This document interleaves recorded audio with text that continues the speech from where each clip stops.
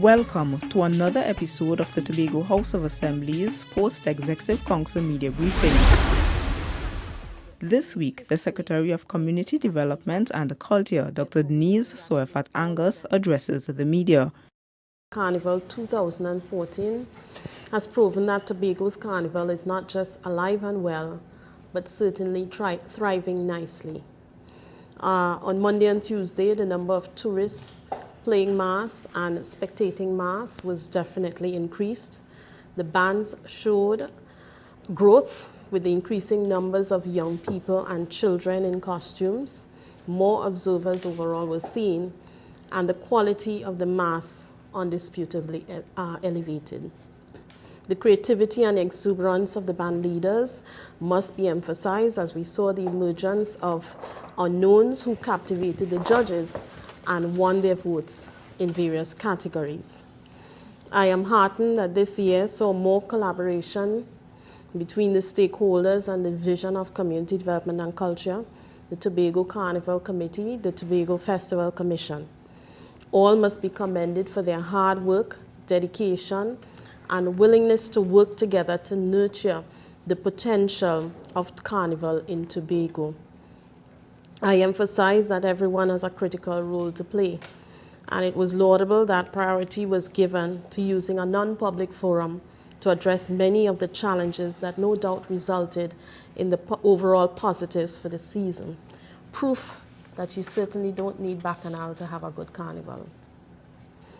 Of course, Carnival is not only for the revelers, but also for the panists and the Calypsonians, whose quality of playing and singing throughout the season was also of a very high standard.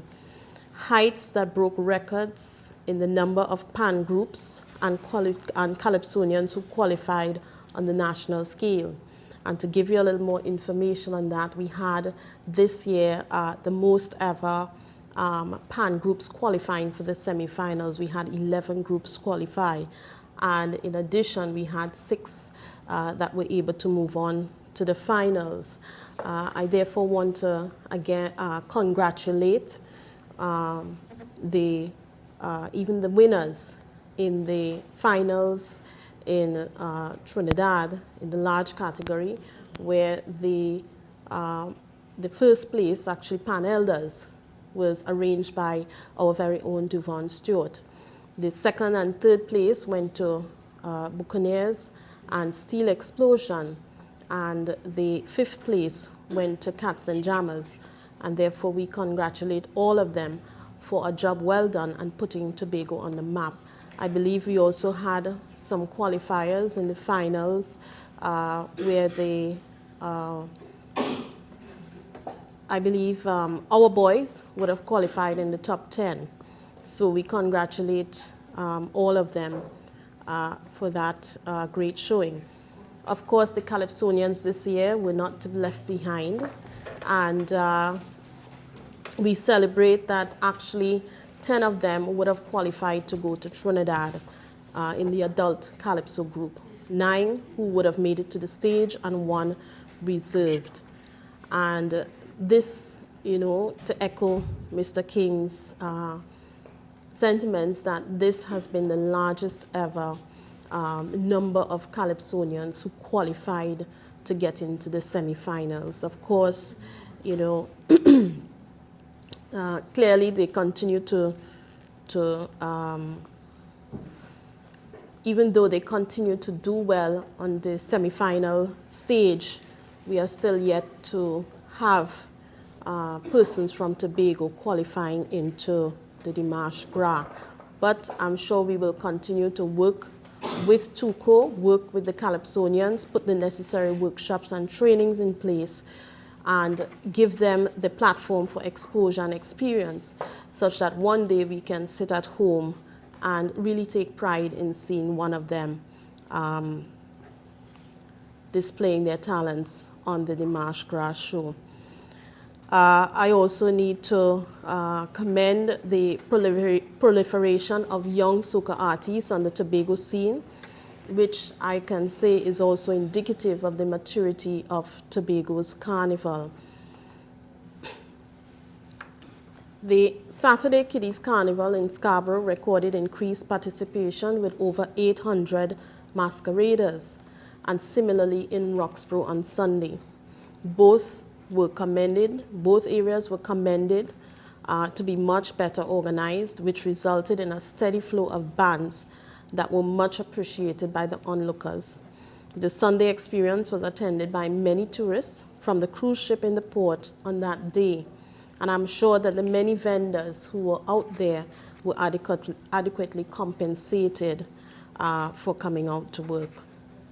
The Windward Afro Queen and Competition show on Valentine's Day was well attended, and the ambience, the queens, the calypsonians, and the guest artists all complemented each other to produce an exciting and an emotionally fulfilling show.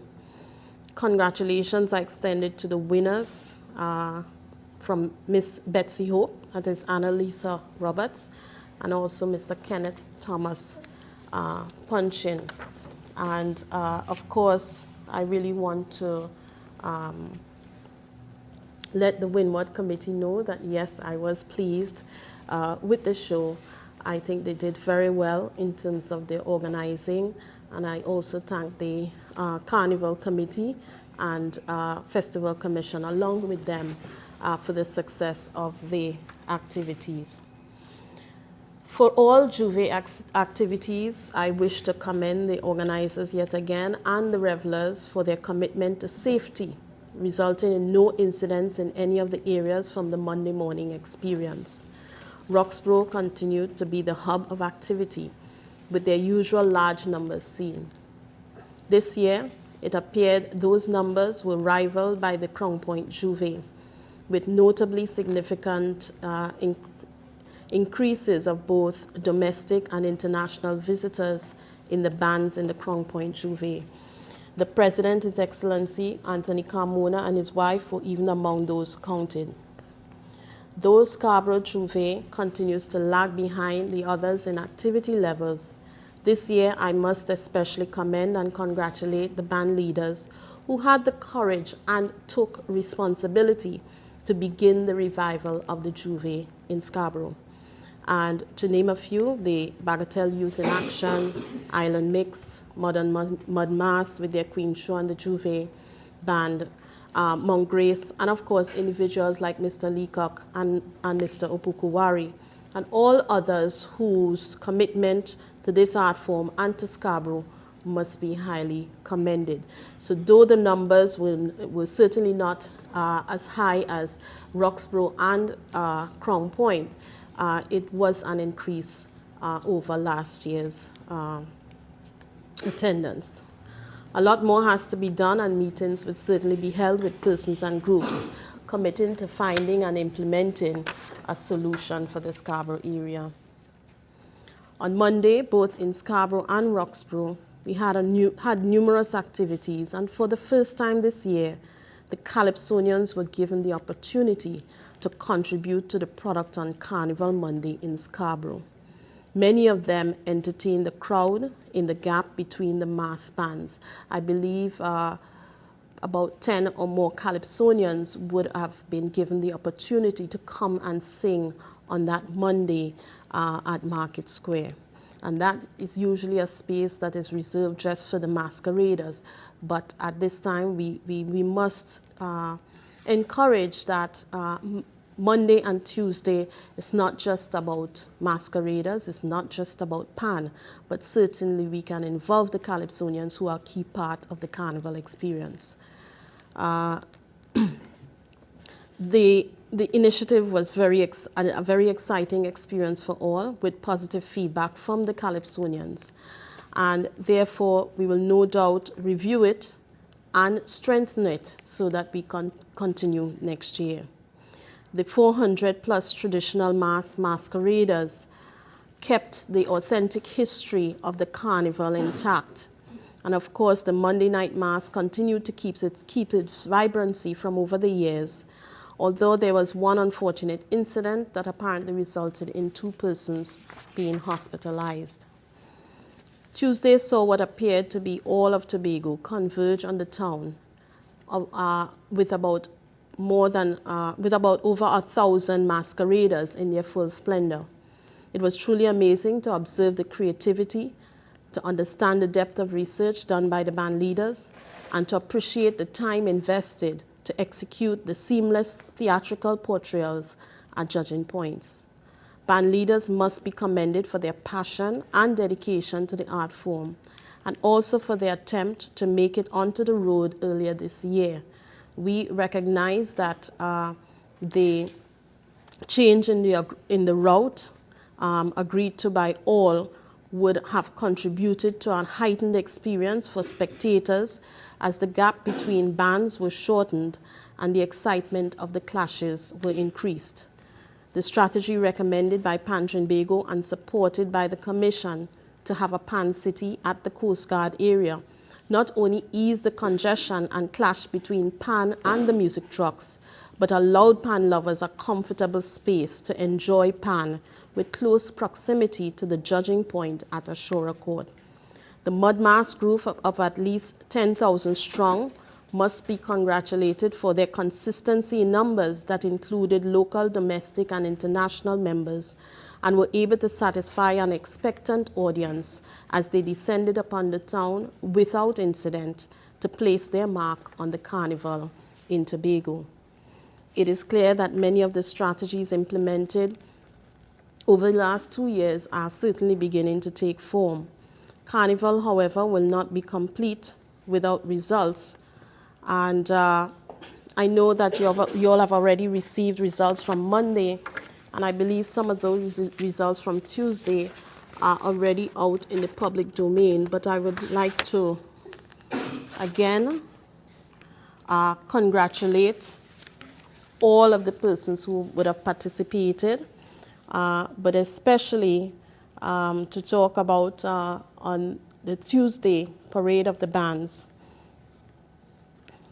In the group category, the first place we had Pixie and Friends by Nedra Simon. The small category were First Mass Masters by Yvonne James. The medium category, First were Elders and Associates by Marcus Devines. And in the large category, first place, Scandalous, Lindy Davidson and Nelsia Ashby. The overall Band of the Year lineup included 6th place, Gem City, Nicole Edmond, Darlington. 5th place, Mass Masters with Yvonne James. 4th place, Luan Melville and Associates. 3rd place, Elders and Associates. 2nd place, Stout Next Generation. And 1st place, Scandalous. And so I congratulate all of the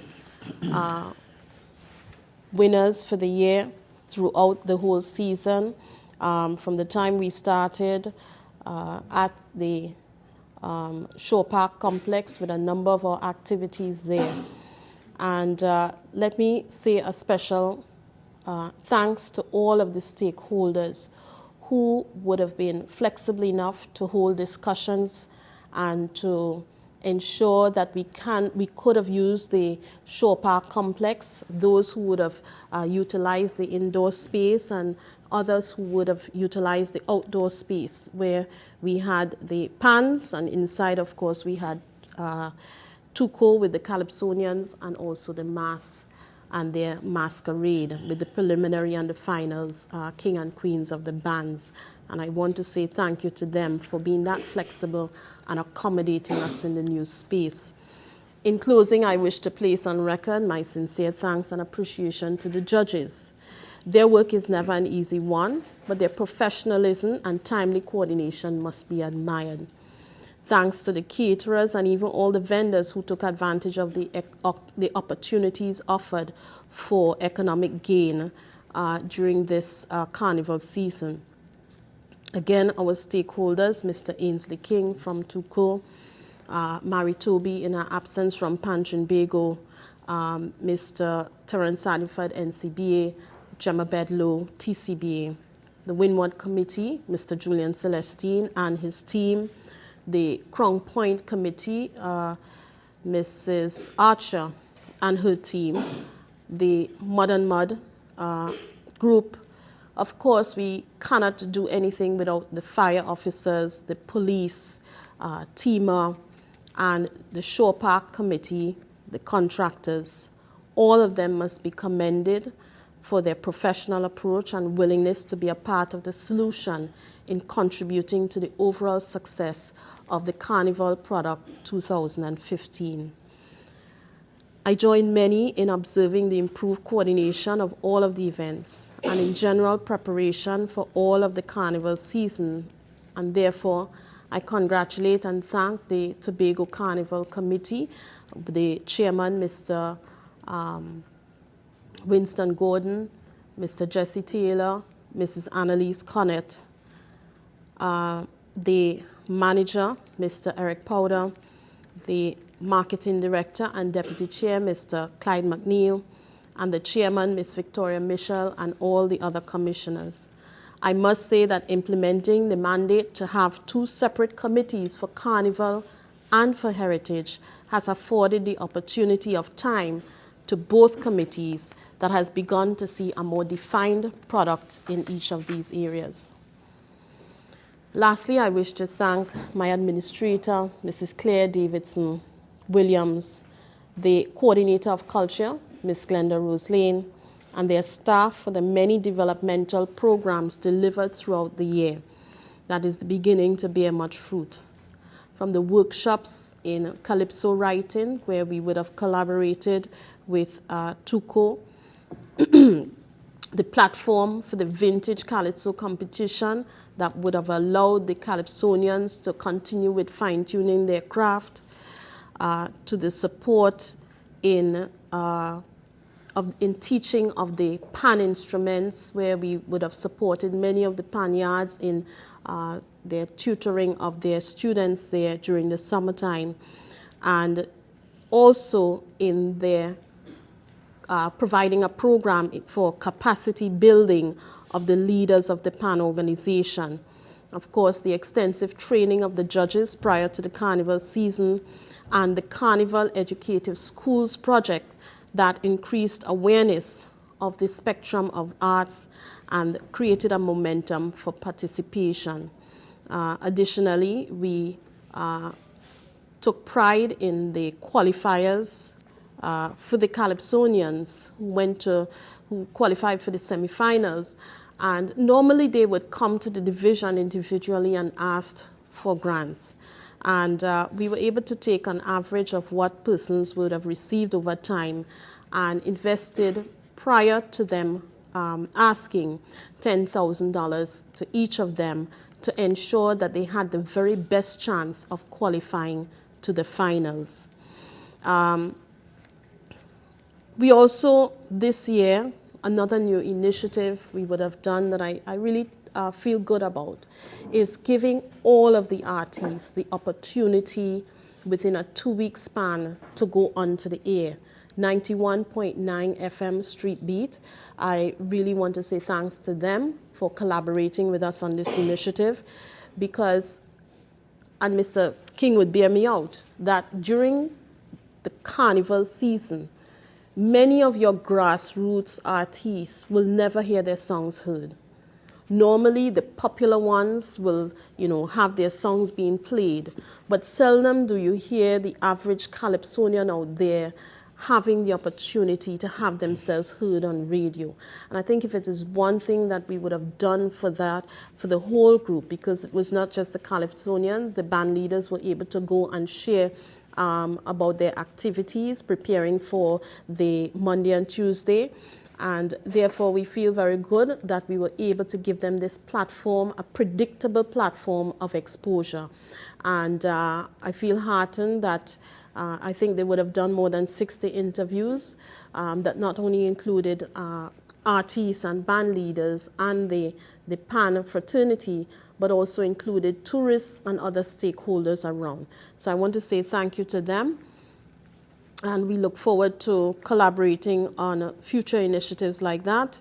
And let me take this opportunity to place on record that the prize giving for the whole carnival, a season, will occur much earlier this year on Monday, March 2nd at 5 p.m. What is the Tobago House of Assembly doing in getting or putting forward a better show in our capital, Scarborough? You have to ask yourself, Windward Juve, Crown Point Juve, how did they emerge? And really, the Juve is really something that you want persons to take responsibility for. And therefore, and that is why I would have commended Island Mix, because they're the ones who would have put the artists on a truck and come into town. And we are willing to support with giving the sound systems, the trucks, with whatever group that comes in. That is our role. But at the end of the day, I believe groups have to take up that responsibility. So we saw a young group, Bagatelle Youths in Action. We saw the Modern Mud people come out. We saw Island Mix. And, it is a spark that we saw. And therefore, we will continue to encourage and try to nurture that. But it's not going to happen overnight. It's not going to happen overnight. And certainly, if you were embarrassed this year, you probably would have been even more embarrassed last year. Because, like I said, this year, even though the numbers were low, they were significantly more than last year. Persons who were trying to get a hold of the mass results today, they were informed that you were going to release the results at press briefing, and they were wondering why is that so? But they were released before I got here.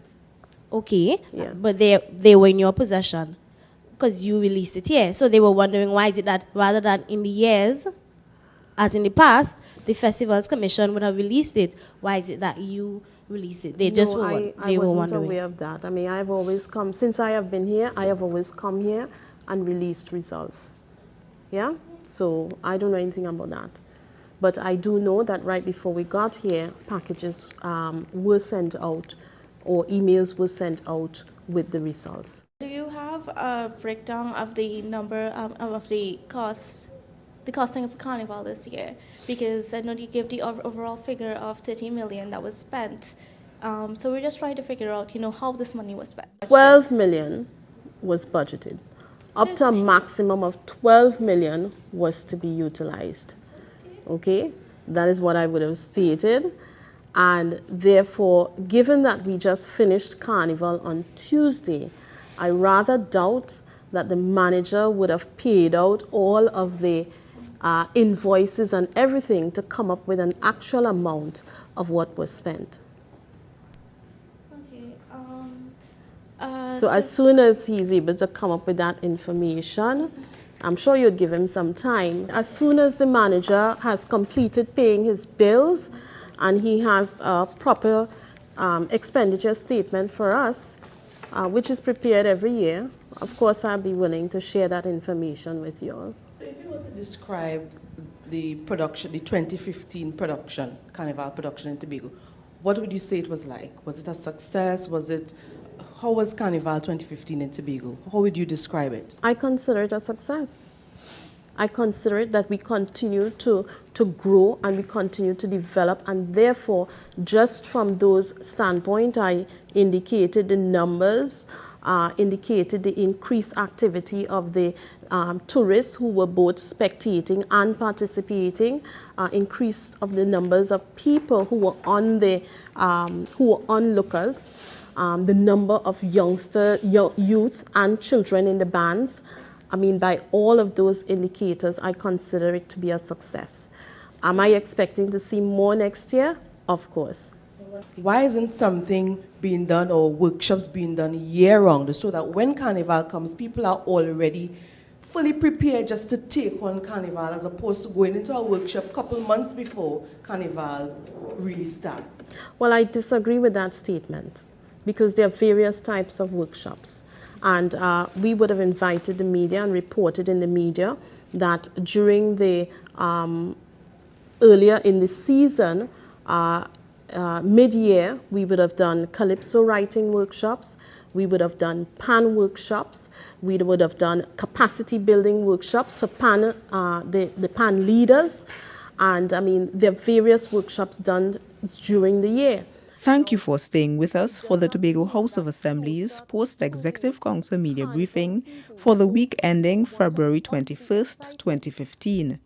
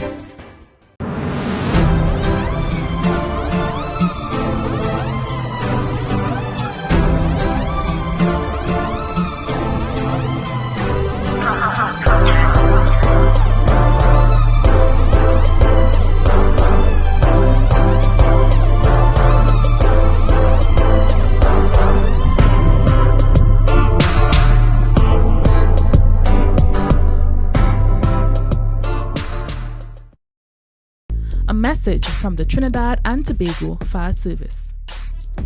Make a home escape plan. Draw a map of your home showing all doors and windows. Discuss the plan with family members. Know at least 2 ways out of every room. Make sure all doors and windows leading outside open safely. Have an outside meeting place a safe distance away from your home where everyone should meet. Practice your home fire drill at night and during the day with everyone in your home at least twice a year. Practice using different ways out. A message from the Trinidad and Tobago Fire Service.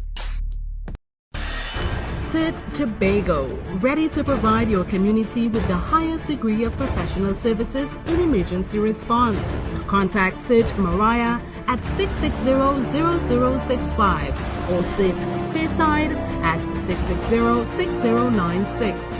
CERT 24-hour services, emergencies, medical or other.